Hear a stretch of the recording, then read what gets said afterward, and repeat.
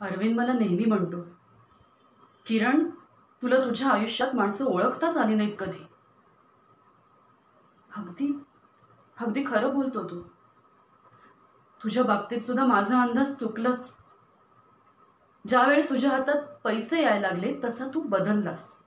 तुझी नियत बिघडली. सुरुवातीला मला सुद्धा असंच वाटत होतं की तू असं काही करणार नाहीस.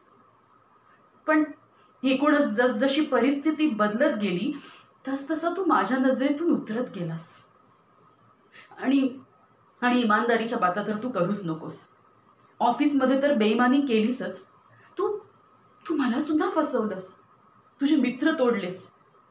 आणि आणि आता तू अपेक्षा करतोयस की तुला समजून घ्यावं, तुझी साथ द्यावी. कोणीही स्वाभिमानी व्यक्ती आता तुझी साथ देणार नाही.